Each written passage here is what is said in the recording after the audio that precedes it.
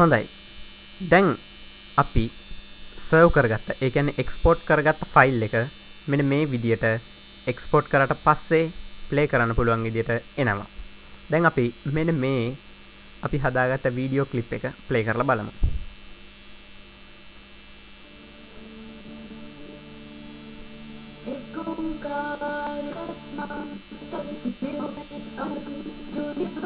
හොඳයි. දැන් ඔයගොල්ලන්ට පේනව නේද? එන්නේ විදිහට හදාගත්ත ෆයිල් එක මියුසික් විතරයි තියෙන්නේ.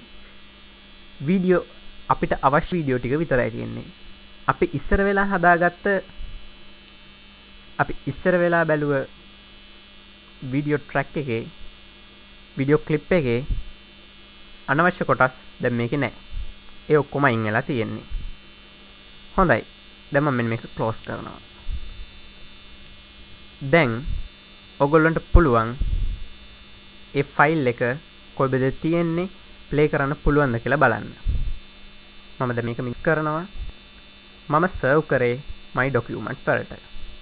my document ඩබල් ක්ලික් කරනවා. මම දුන්න ෆයිල් එකේ නම clip 1. හොඳයි. මම ඒක ප්ලේ කරලා බලනවා.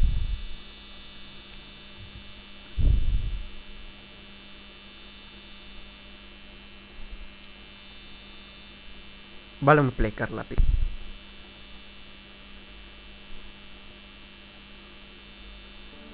මේ තියෙන්නේ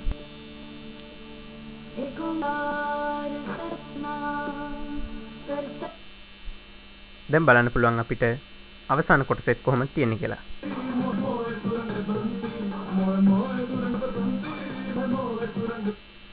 දැක්ක නේද? මොකද තියෙන්නේ කියලා. හොඳයි.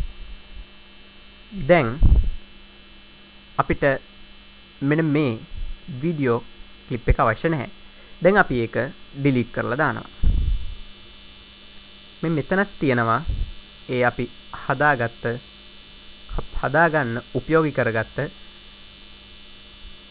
ක්ලිප් එක. ඒ ක්ලිප් එකත් අපි කීබෝඩ් එකේ ඩිලීට් කී එක ප්‍රෙස් කරලා ඩිලීට් කරනවා.